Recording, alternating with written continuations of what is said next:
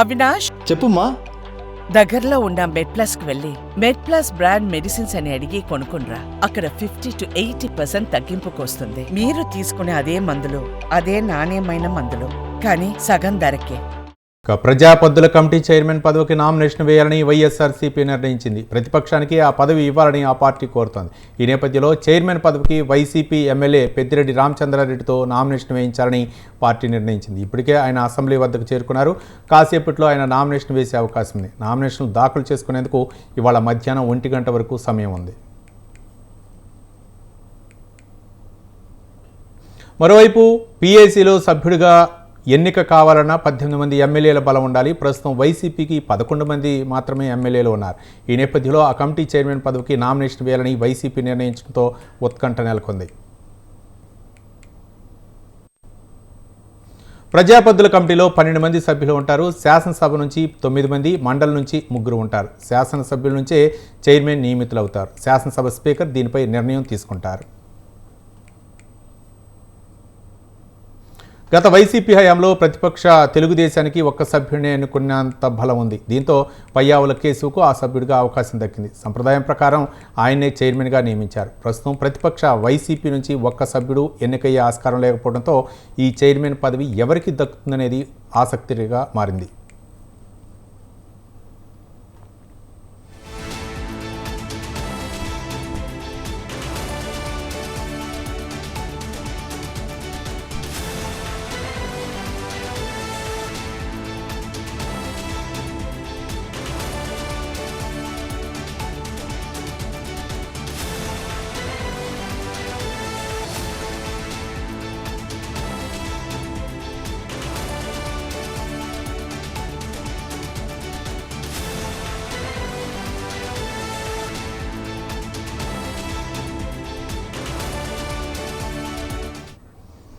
ప్రజాపద్దుల committee chairman పదవికి nomination వేయాలని వైఎస్ఆర్సీపీ నిర్ణయించింది. ప్రతిపక్షానికే ఆ పదవి ఇవ్వాలని ఆ పార్టీ కోరుతుంది. ఈ నేపథ్యంలో చైర్మన్ పదవికి వైసీపీ ఎమ్మెల్యే పెద్దిరెడ్డి రామచంద్రారెడ్డితో నామినేషన్ వేయించాలని నిర్ణయించింది. ఇప్పటికే ఆయన అసెంబ్లీ వద్దకు చేరుకున్నారు. కాసేపట్లో ఆయన నామినేషన్ వేసే అవకాశం ఉంది. నామినేషన్లు దాఖలు చేసుకునేందుకు ఇవాళ మధ్యాహ్నం 1 గంట వరకు సమయం ఉంది. మరోవైపు పీఏసీలో సభ్యుడిగా ఎన్నిక కావాలన్నా 18 మంది ఎమ్మెల్యేలు బలం ఉండాలి.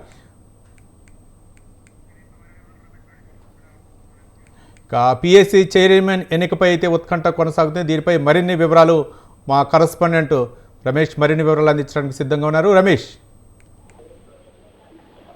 పీఏసీ ఎన్నికకు సంబంధించి నోటిఫికేషన్ అయితే విడుదలైంది. ఇక వైఎస్ఆర్ కాంగ్రెస్ పార్టీ తరఫున ఆ party senior MLA Peddireddy Ramachandrareddy PAC chairman post కి నామినేషన్ దాఖలు చేశారు. అయితే పీఏసీ చైర్మన్ ఎన్నికకు సంబంధించి ఉత్కంఠ కొనసాగుతుంది. ఎందుకంటే పీఏసీ చైర్మన్ పదవి అనేది ప్రతిపక్షానికి ఇవ్వడం అనేది గత కొంతకాలంగా ఆనవాయితీగా వస్తూ ఉంది. గతంలో వైఎస్ఆర్ కాంగ్రెస్ పార్టీ ప్రతిపక్షం ఉన్నటువంటి సమయంలో బుగ్గన రాజేంద్రనాథ్ రెడ్డి ఆ పదవిని చేపట్టడం జరిగింది. అదేవిధంగా 2019 నుంచి 2024 మధ్య తెలుగుదేశం పార్టీ ప్రతిపక్షంగా ఉన్నటువంటి సమయంలో పయ్యావుల కేశవ్ ఆర్థిక మంత్రి ఉన్నటువంటి పయ్యావుల కేశవ్ పీఏసీ చైర్మన్ గా పనిచేశారు. ఇప్పుడు వైఎస్ఆర్ కాంగ్రెస్ పార్టీ ప్రతిపక్షానికి వచ్చినటువంటి నేపథ్యంలో పీఏసీ చైర్మన్ పదవి వైఎస్ఆర్ కాంగ్రెస్ పార్టీకి వస్తుందా లేదా అనేది ఆసక్తిగా మారింది. ఎందుకంటే వైఎస్ఆర్ కాంగ్రెస్ పార్టీకి శాసనసభలో ప్రధాన ప్రతిపక్ష నేత ప్రధాన ప్రతిపక్ష హోదా లేదు. ప్రధాన ప్రతిపక్ష హోదా కావాలంటే 18 మంది ఎమ్మెల్యేలు అవసరం ఉంటుంది. కానీ వైఎస్ఆర్ కాంగ్రెస్ పార్టీకి కేవలం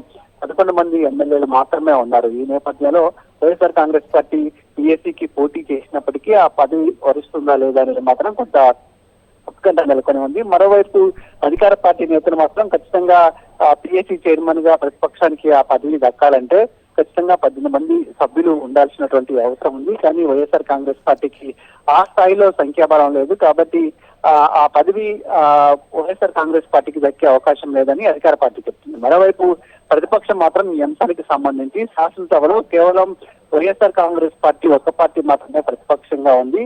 అటు తెలుగుదేశము, జనసేన, బీజేపీ 3 పార్టీలు కూడా అధికార పార్టీలుగా ఉన్నాయి. ప్రభుత్వంలో కూడా ఉన్నటువంటి నేపథ్యంలో ఖచ్చితంగా పీఏసీ చైర్మన్ పదవి అనేది ప్రతిపక్షంగా ఉన్నటువంటి వైఎస్ఆర్ కాంగ్రెస్ పార్టీకి ఇవ్వాలనే అభిప్రాయాన్ని అయితే వ్యక్తం చేస్తున్నారు. రైట్ రమేష్, ఒకవేళ ఇవ్వవలసి వస్తే ఎవరికి ఇచ్చే అవకాశాలు ఉన్నాయి? పక్క ప్రతిపక్షాలకి అంటే అనుకున్న సభ్యులు లేకపోయినా, అంటే మెజార్టీ సభ్యులు లేకపోయినా సరే ఎవరికైనా ఇచ్చే అవకాశం ఉందా, లేకపోతే టీడీపీలో ఎవరికి ఇచ్చే అవకాశాలు ఉన్నాయి అనుకోవచ్చు?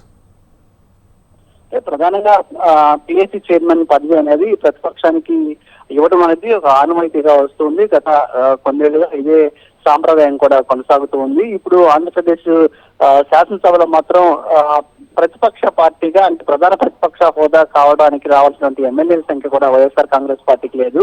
ఈ నేపథ్యంలోనే పిఎస్సి చైర్మన్ పదవి వైఎస్ఆర్ కాంగ్రెస్ పార్టీకి వస్తుందా లేదా అనేది మాత్రం కొంత ఉత్కంఠ నెలకొని ఉంది. అయితే వైఎస్ఆర్ కాంగ్రెస్ పార్టీ తరఫున ఇప్పటికే సీనియర్ ఎమ్మెల్యే ఉన్నటువంటి పెద్దిరెడ్డి రామచంద్రారెడ్డి నామినేషన్ దాఖలు చేశారు. ఇక ఇప్పుడు తెలుగుదేశం పార్టీ అధికారంలో ఉంది. అదేవిధంగా భారతీయ జనతా పార్టీ కూడా అధికార పార్టీలుగా ఉన్నాయి, అధికారంలో భాగస్వాములుగా ఉన్నాయి. కాబట్టి ఖచ్చితంగా వైఎస్ఆర్ కాంగ్రెస్ పార్టీకి ఇవ్వాలనేది వైసీపీ చెప్తుంది. అలాంటి అవసరం లేదని మాత్రం అటు అధికార కూటమి చెప్తుంది. ఒకవేళ వైఎస్ఆర్ కాంగ్రెస్ పార్టీకి ఆనవాయితీ ప్రకారం పిఎస్సి చైర్మన్ పోస్ట్ ఇవ్వకపోతే అధికార పక్షం నుంచి అటు జనసేనకు వెళ్తుందా, బీజేపీకి వెళ్తుందా అనేది చూడాల్సి ఉంటుంది. ఎందుకంటే కూటమిలో మెయిన్ లీడ్ తెలుగుదేశం పార్టీ ఉంది కాబట్టి ఆ తెలుగుదేశం పార్టీని ఈ పిఎస్సి చైర్మన్ తీసుకునే అవకాశం లేదు. అదే సందర్భంలో అటు జనసేన పార్టీకి 21 మంది ఎమ్మెల్యేలు ఉన్నారు. మరోవైపు భారతీయ జనతా పార్టీ కూడా ఎమ్మెల్యేలు ఉన్నటువంటి నేపథ్యంలో కూటమి సపోర్ట్ తో జనసేన కానీ బీజేపీ కానీ తీసుకుంటుందా, లేదంటే ఆనవాయితీని గౌరవించి పిఎస్సి